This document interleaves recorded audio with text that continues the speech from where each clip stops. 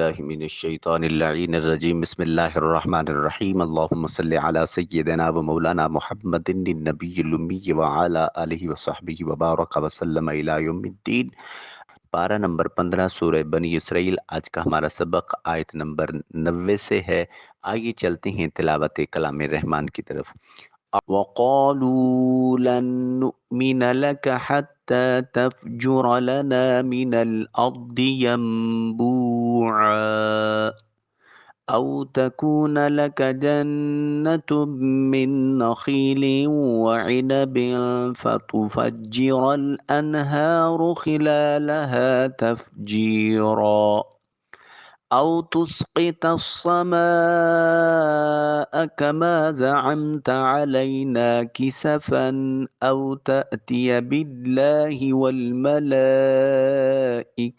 قَبِيلًا أَوْ يَكُونَ لَكَ بَيْتٌ مِّن زُخْرُفٍ أَوْ تَرْقَىٰ فِي السَّمَاءِ وَلَن نُّؤْمِنَ لِرُقِيِّكَ حَتَّى تُنَزِّلَ عَلَيْنَا كِتَابًا نَّقْرَؤُهُ قُلْ سُبْحَانَ رَبِّي هَلْ كُنتُ إِلَّا بَشَرًا رَّسُولًا۔ آئیے چلتے ہیں عزت التجوید کی طرف۔ ادغام کی بحث جاری تھی۔ آج ادغام کی آخری قسم ادغام متقاربین۔ ادغام متقاربین کسے کہتے ہیں؟ دو قریب المخرج یعنی قریب قریب سے ادا ہونے والے حروف اگر الگ الگ کلمہ میں اکٹھے آ جائیں جبکہ پہلا ساکن اور دوسرا متحرک ہو تو اس وقت بھی ادغام کا قاعدہ استعمال ہوتا ہے۔ مثلا ملدن کا نون اور لام قریب المخرج ہیں، نون ساکن لام متحرک، تو میم کو نون کو چھوڑ کر لام کے ساتھ ملائیں گے، نون اور لام کا ادغام ہو جائے گا۔ نون ساکن ہے اور پھر اس کے بعد کاف حرف اخفا ہے، اس لیے یہاں اخفا کا قانون ہوگا۔ پہلے نون کو لام کے ساتھ ملائیں گے، دوسرے نون پر نون کو چھپا کر ادا کریں گے، اس کو ادغام متقاربین کہا جائے گا۔ ملدن کا ہمارا آج کا قانون ملہ تک ہے، دونوں کا یہاں دوسرا قانون لگتا ہے۔ ادغام متقاربین اور متجانسین کی کتنی اقسام ہیں؟ ادغام متقاربین اور متجانسین کی دو اقسام ہیں، ایک کو ادغام تام کہتے ہیں، ایک کو ادغام ناقص کہتے ہیں۔ ادغام تام کسے کہتے ہیں؟ ایسا ادغام جس میں پہلے حرف کی صفت باقی نہ رہے اسے ادغام تام کہتے ہیں۔ جیسے ملدن کا، اب یہاں پہلا حرف نون تھا تو جب لام کے ساتھ ادغام کرتے ہیں تو نون کی صفت باقی نہیں رہتی۔ اسی طرح مر ربک، تو یہاں بھی میم کو براہ راست را سے ملایا جا رہا ہے اور نون یہاں لکھنے میں ہے، پڑھنے میں نہیں ہے۔ ادغام ناقص کسے کہتے ہیں؟ ایسا ادغام جس میں مدغم کی کوئی صفت ادغام کے بعد بھی باقی رہے، ایسے ادغام کو ادغام ناقص کہتے ہیں۔ مثلا من یعمل نون ساکن اور اس کے بعد یا حروف ادغام میں سے، تو یہاں میم کو جب یا سے ملائیں گے تو درمیان میں نون کسی قدر اپنی صفت باقی رکھتا ہے، اس وجہ سے اس کو ادغام ناقص کہتے ہیں۔ آئیے چلتے ہیں حصۃ الترجمہ اور تفسیر کی طرف۔ کفار مکہ کا تاجدار کائنات صلی اللہ علیہ وآلہ وسلم کی پاک بارگاہ میں جو ضد اور ہٹ دھرمی کی وجہ سے ان کے معاملات تھے، قرآن مجید فرقان حمید کا یہ مقام ان کی ان اعتراضات اور ان کی جو حرف گیریاں ہیں ان کا ذکر کر رہا ہے۔ آئیے چل کر دیکھتے ہیں۔ وقالو اور وہ بولے، لن نؤمنا ہم ہرگز ایمان نہیں لائیں گے، لکا آپ پر، حتیٰ یہاں تک، تفجرا آپ جاری کر دیں لنا ہمارے لیے من الارض زمین سے ینبوعا کوئی چشمہ۔ اور وہ کفار مکہ کہتے ہیں کہ ہم آپ پر ہرگز ایمان نہیں لائیں گے یہاں تک کہ آپ ہمارے لیے زمین سے کوئی چشمہ جاری کر دیں۔ او یا تکونا ہو لکا آپ کے لیے جنہ کوئی باغ من نخیل جو کھجوروں سے وعنب اور انگوروں کا فتو فجرا پھر اس میں بہہ رہی ہوں الانہار نہریں خلالہا ان کے درمیان تفجیرا نہروں کا بہنا۔ یا آپ کے پاس کھجوروں اور انگوروں کا کوئی باغ ہو تو آپ اس کے اندر بہتی ہوئی نہریں جاری کر دیں۔ او یا تسقیتا یا گرا دیا جائے السماء آسمان کو کما جیسا کہ زعمتا آپ کے خیال ہے علینا ہم پر کسفن چند ٹکڑے او تأتیا یا آئے باللہ اللہ پاک والملائکہ اور ملائکہ قبیلہ ہمارے سامنے۔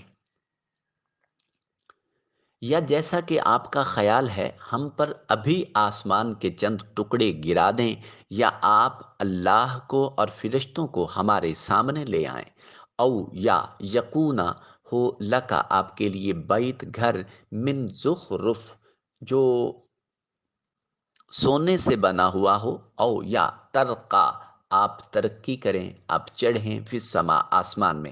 ولن نؤمنا اور ہم ہرگز ہرگز ایمان نہیں لائیں گے لرقیے کا آپ کے آسمان پر چڑھنے سے حتیٰ یہاں تک تنزیلا آپ اتار کر لے آئیں علینا ہم پر کتابن ایک ایسی کتاب نقرأہ جس کو ہم خود پڑھ سکیں۔ قل محبوب فرما دیجئے سبحانہ پاک ہے ربی میرا پروردگار حل یہاں حل بمانا نفی ہے حل نہیں کن تو میں الا مگر بشرن بشر ہوں رسولہ رسول ہوں اللہ کا بھیجا گیا ہوں۔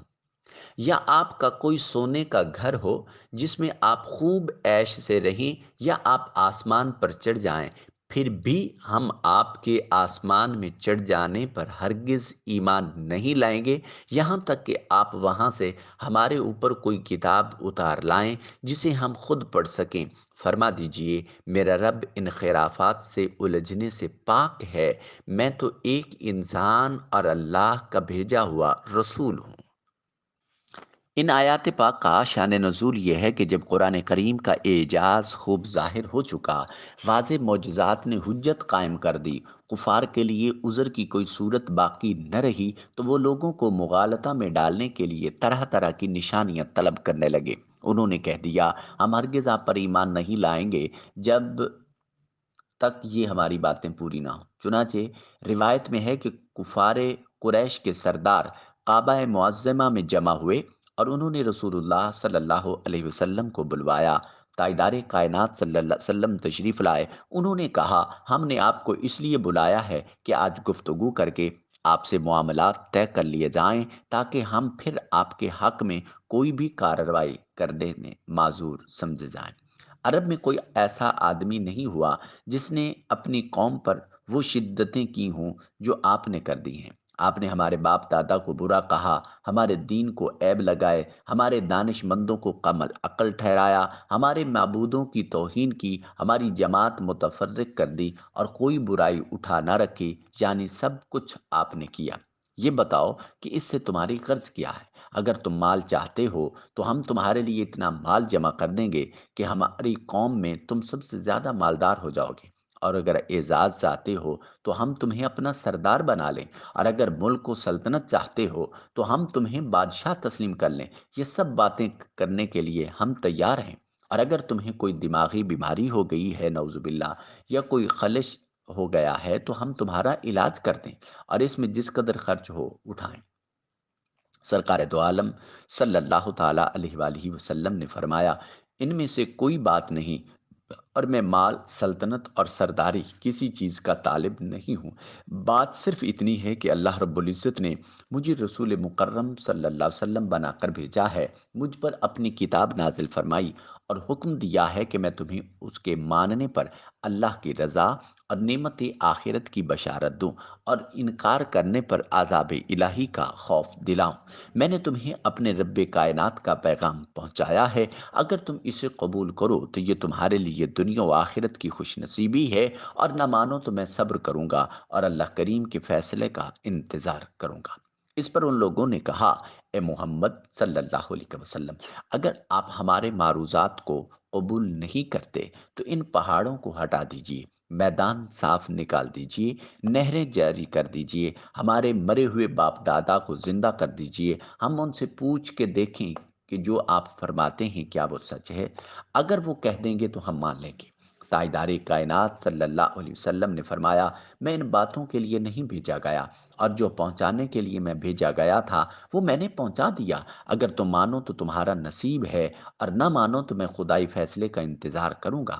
کفار نے کہا، پھر آپ اپنے رب سے عرض کر کے ایک فرشتہ بلوا لیجئے جو آپ کی تصدیق کرے، اور اپنے لیے باغ، محل، سونے چاندی کے خزانے طلب کیجئے۔ تاجدار کائنات صلی اللہ علیہ وسلم نے فرمایا، میں اس لیے نہیں بھیجا گیا، میں بشیر و نذیر بنا کر بھیجا گیا ہوں۔ اس پر وہ لوگ کہنے لگے، تو ہم پر آسمان گروا دیجئے، اور ان میں سے بعض یہ بھی بولے کہ ہم ہرگز ایمان نہیں لائیں گے جب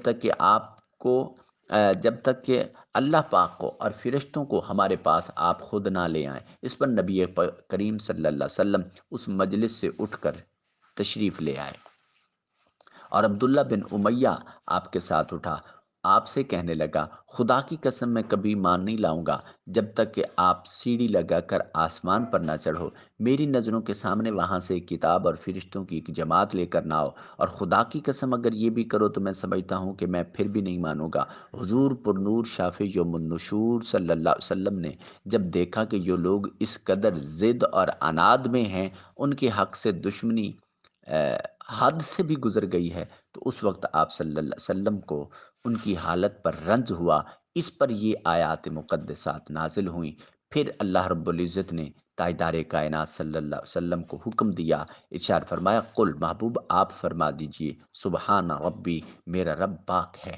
کفار کے تمام مطالبات کے جواب میں نبی مکرم کو ایک ہی جواب دینے کا ارشاد ہوا کہ آپ ان سے کہہ دیں، میرا کام اللہ کا پیغام پہنچا دینا ہے، وہ میں نے پہنچا دیا ہے، اور جس قدر معجزات و آیات یقین و اطمینان کے لیے درکار ہیں، ان سے بہت زیادہ میرا پروردگار ظاہر فرما چکا ہے، لہٰذا تمام حجتیں پوری ہو چکی ہیں۔ اب یہ سمجھ لو کہ رسول کے انکار کرنے اور آیات الہیہ سے مکر جانے کا انجام کیا ہوتا ہے۔ یہ آج کی آیات کا مضمون تھا، جو مکالمہ تھا کفار قریش کا تاجدار کائنات صلی اللہ علیہ وآلہ وسلم کی ذات اقدس کے ساتھ۔ اللہ کریم آقا کریم علیہ الصلوۃ کی نعلین پاک کے تصدق و توسل سے ہماری یہ حاضری اپنی بارگاہ میں قبول و منظور فرمائے۔ عمدن سہمن کوئی خطا غلطی ہوئی، اللہ تعالیٰ معافی نصیب فرمائے۔ مالک کائنات اپنی حفظ و امان نصیب فرمائے۔ السلام علیکم ورحمۃ اللہ وبرکاتہ۔